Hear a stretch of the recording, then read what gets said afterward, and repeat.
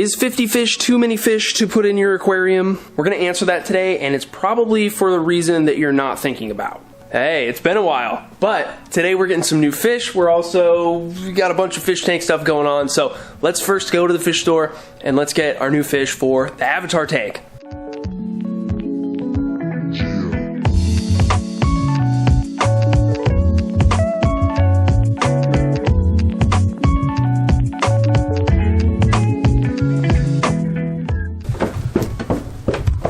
We're back already, guys. We got our fish. We have 2 bags of them, 25 in each bag. And I've actually never had this fish before. When we check it out here and we show off what it is, let me know if you've had these guys before. I'm pretty excited for them.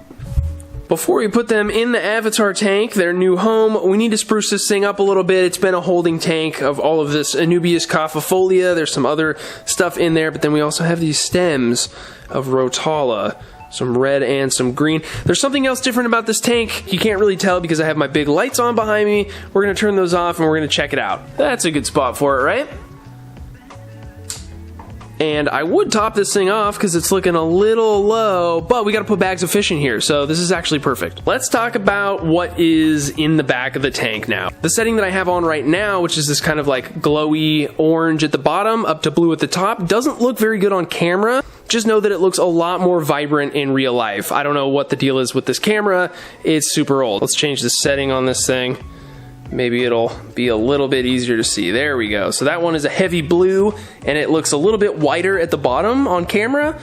Sorry about the camera, guys. So this background light is the Flux Chroma. It's made by a company called Flux Aqua. You guys know I've been pretty much obsessed with background lighting things for a long time now. Started out with, you know, taking styrofoam and gluing LED strips to it and fastening it to the back of my tank to create that projection of light up and behind the aquarium. That evolved into using Current USA's product, which is basically just a manufactured background light that projects light up the back. But there was always another option, which is to have an entire thing behind the aquarium projecting light.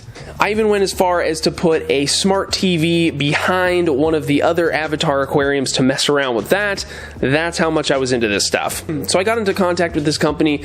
They sent me one, and I've been messing around with it for a little while now. It's basically just this thin, fairly lightweight panel of LEDs that has these 2 little clips. You just slide it onto the back of your tank. You're going to see that in a second. This is the Chroma version, so there is a version that just shoots out white light and you can't RGB it, but this one, it has this colored paper on the back, so it's blue to white, and then you can RGB behind that paper, and then that's going to give you your different colors. Now it comes with this remote that, I mean, you guys have seen a million times before, but I don't use that. It also has Bluetooth and Wi-Fi enabled. You download an app, it's super intuitive. You can just go through the color wheel and change the colors. Pretty fun. I pretty much just find the setting that I like the most and use that continuously, but inevitably you get a little tired of it. You want to change it up. You can switch it to any of the different color schemes that you can make. So far so good with this thing. I really enjoy it, and I'm definitely going to be trying to get some more of these things. But anyway, that's the backlight, guys. Really having fun with it. Let's go ahead and push this light fixture back so we have some extra room in the front for our bags to float, and let's pull out our new fish. So we have 25 Ember Tetras. Look at those guys. They do not look orange or red at all. They're freaking out. Let's go ahead and acclimate them. That looks a little bit more like an Ember Tetra. Get our second bag of them out here. So another 25 for a total of 50.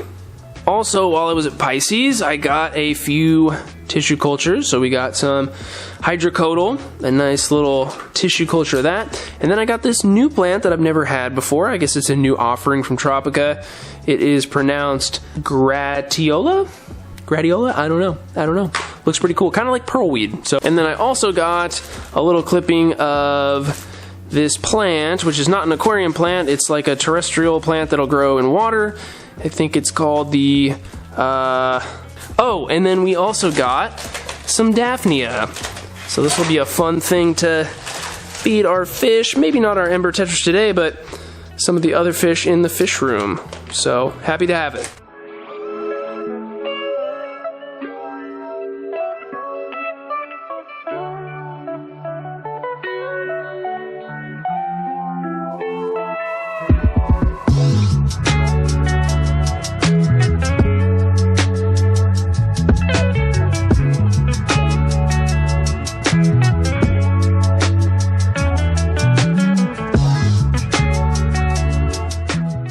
So is this too many fish for this aquarium? I'm gonna kind of say yes and no. I know that's a little confusing, but let me clarify. From a keeping this aquarium safe standpoint, 50 sounds like a lot of fish. These ember tetras are really small, okay? I classify them as a nano fish.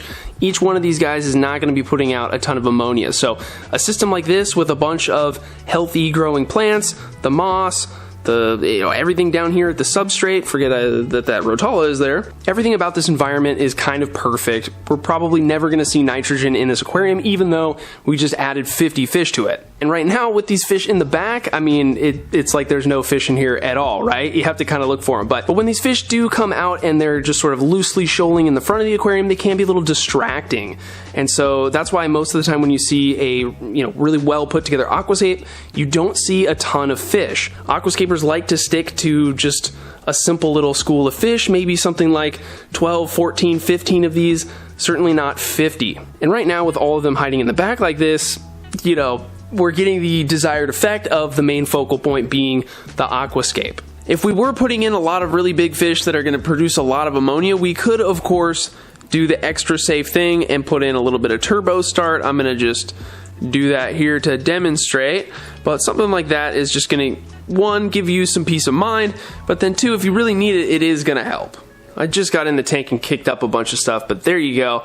So you can see how, the fish, there's a lot of movement, there's a lot of things going on, there's just a lot of little things moving around in here. It does kind of take away a little bit from what the ultimate goal is, which is to, really enjoy the aquascape. But this is kind of a threshold for me. If they're all together and they're all out in the front, it's distracting, but I don't think it's too many fish. I think if we put 75 in here, then it would definitely be too much, but I definitely think it's up to the person to make that decision. So for me, this is borderline too many fish, but I'm gonna roll with it.